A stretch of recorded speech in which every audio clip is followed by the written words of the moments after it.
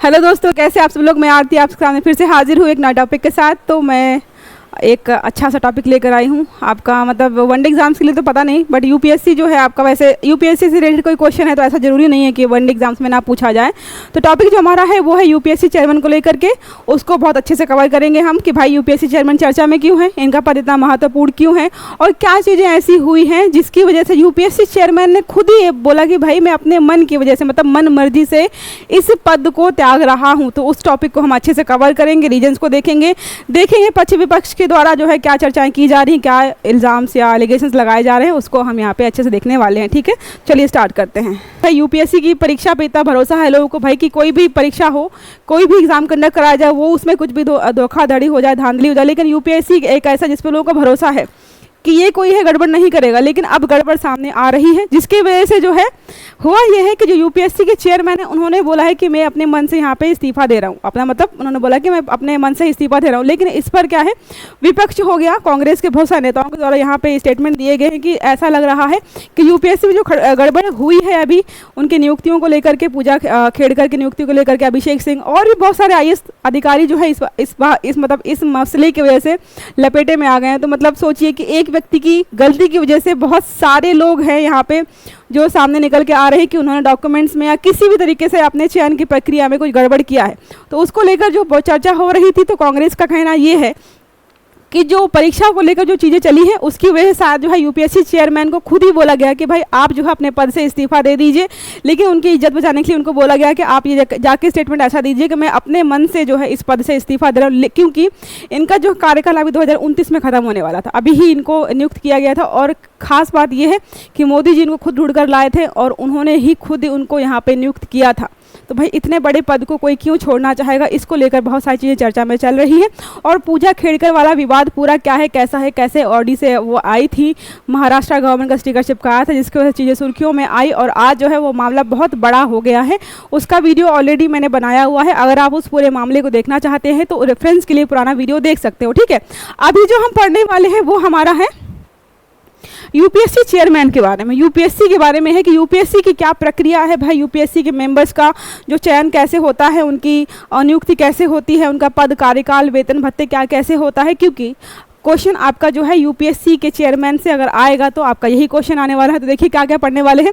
सदस्यों की नियुक्ति कैसे होती है, कार्यकाल कितना होता है, क्या पुनर्नियुक्ति संभव है यहाँ पर, या फिर त्यागपत्र, ये त्यागपत्र है, क्या त्यागपत्र के माध्यम से जो है पद छोड़ सकते हैं, या फिर इनका निष्कासन भी किया जा सकता है, या फिर निलंबन भी किया जा सकता है। देखो सारे शब्द यहाँ पर जो है एक जैसे हैं।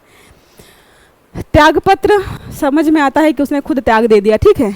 निष्कासन निकालना, निलंबन फिर से निकालना, पद इच्छित मतलब पद से हटाना, ये सारे शब्द जो है एक जैसे हैं। लेकिन जब अब इनकी प्रक्रिया पढ़ेंगे कि प्रक्रिया क्या है इन सबको फॉलो करने की, तो सब में कुछ ना कुछ आपको फर्क दिखाई देगा।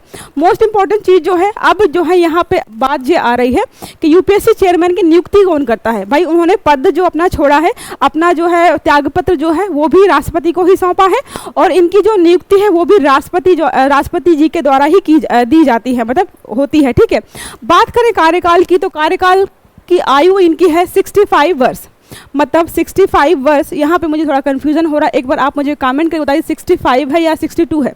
तो 65 वर्ष मिनिमम है, ठीक है, सॉरी मैक्सिमम है, 65 वर्ष तक रह सकते हैं अपने पद पर, या फिर 6 साल, इनमें से दोनों जो पहले हो जाते हैं उसके आधार पर कार्यकाल इनका निश्चित रहता है।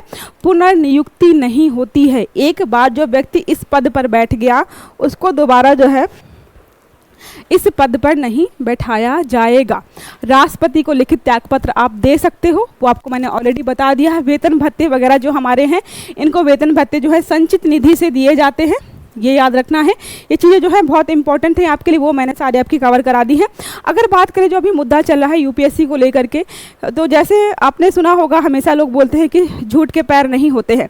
तो जो लोग भी यहाँ पे चयनित हुए थे किसी न किसी झूठ का सहारा लेकर के, भले ही मतलब झूठ के पैर नहीं होते, इसका मतलब होता है कि झूठ जो है एक जगह आपने जहाँ पे झूठ बोला है जिस टाइम पर वो वहीं पर रुक जाता है।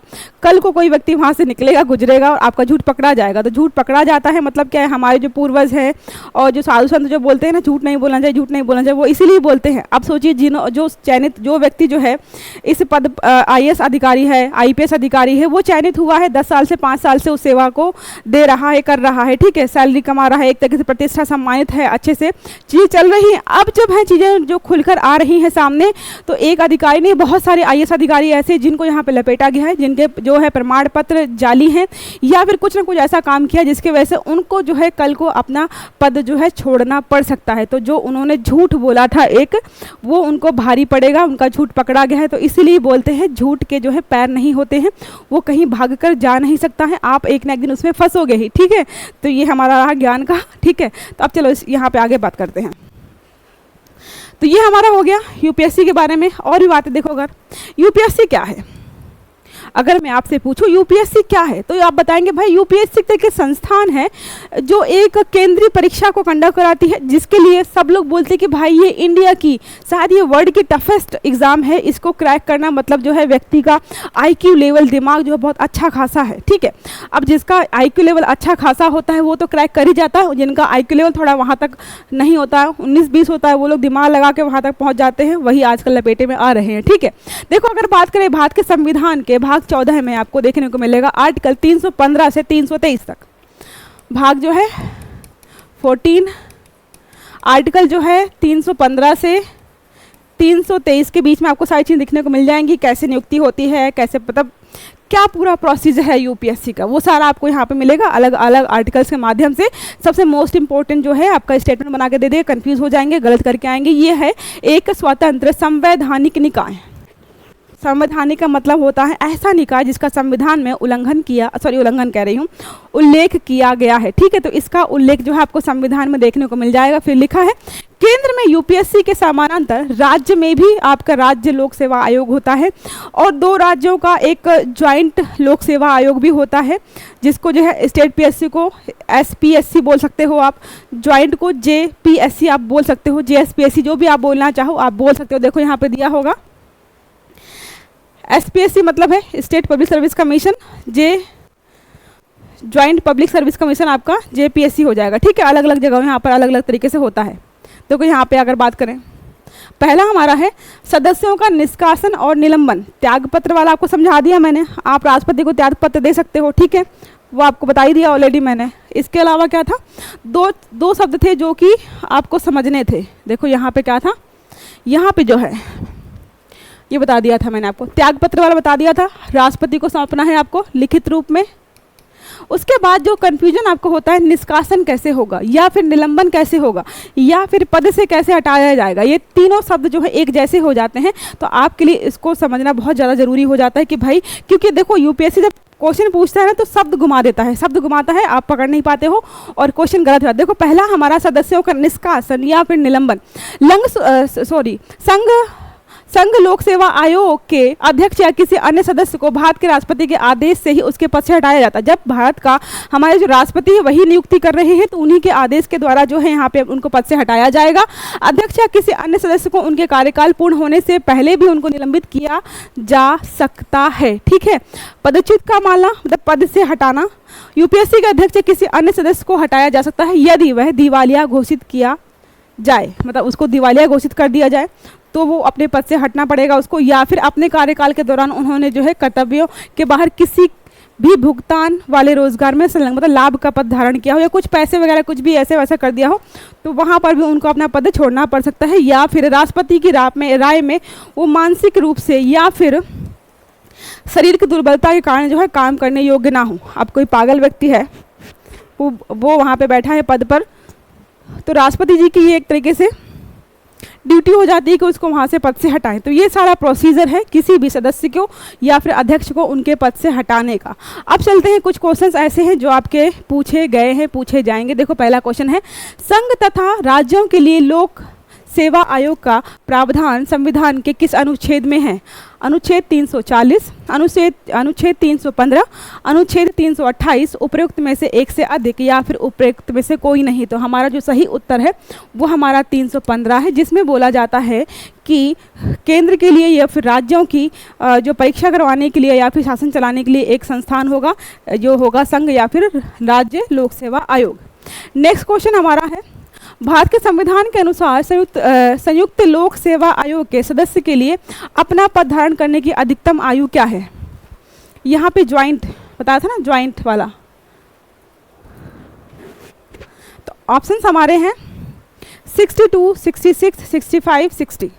कुछ क्वेश्चंस के आंसर आपको देने हैं। नेक्स्ट क्वेश्चन देखें हम। संघ लोक सेवा आयोग के अध्यक्ष की नियुक्ति कौन करता है? एक हमारा क्वेश्चन ये है, आई थिंक ये लास्ट क्वेश्चन है। हाँ, तो ये दो क्वेश्चन आपके लिए होमवर्क है। एक पहला हमारा ये क्वेश्चन है, आपको मैंने पढ़ाया ऑलरेडी, बहुत इजी क्वेश्चन है। आपको कमेंट बॉक्स में कमेंट करके बताना है कि इसका उत्तर क्या हुआ। आई डोंट नो पूरा वीडियो कुछ बच्चे देखते हैं नहीं देखते हैं, जो पूरा वीडियो देख रहे हैं वो तो आंसर करेंगे ही करेंगे, ठीक है। तो पहला क्वेश्चन ये पूछ रहा है कि उम्र क्या है, उम्र लेकिन किसकी पूछी गई है? संयुक्त लोक सेवा आयोग के सदस्य की नियुक्ति पूछी गई है यहाँ पे। अधिकतम आयु क्या है? फिर क्या है? लोक संघ लोक सेवा आयोग के अध्यक्ष की नियुक्ति जो है कौन करता है? ऑप्शंस ये सारे हमारे हैं, प्रधानमंत्री, भारत के उपराष्ट्रपति, भारत के राष्ट्रपति, लोकसभा का अध्यक्ष जो है। इन दो क्वेश्चंस के आंसर आपको कहाँ देने हैं? तो दोस्तों इस टॉपिक को हम यहाँ पे खत्म करते हैं। अब हम मिलेंगे हमारे नेक्स्ट टॉपिक पर। आई होप आपको अच्छे समझ में आया होगा। जो क्वेश्चन मैंने पूछे हैं प्लीज़ उनके आंसर जरूर करिए कमेंट बॉक्स में, ताकि मुझे समझ में आए कि भाई आप पूरा वीडियो देख रहे हो। वीडियो इतना बड़ा भी नहीं है कि आप सोचोगे भाई नहीं देखेंगे, बहुत लेंदी वीडियो, बहुत छोटा वीडियो है और आपको इन्फॉर्मेशन बहुत इंपॉर्टेंट मिल रही है। तो अच्छे से देखिएगा और अच्छे से पढ़िएगा, अपना ख्याल रखिएगा। Have a good day, thank you.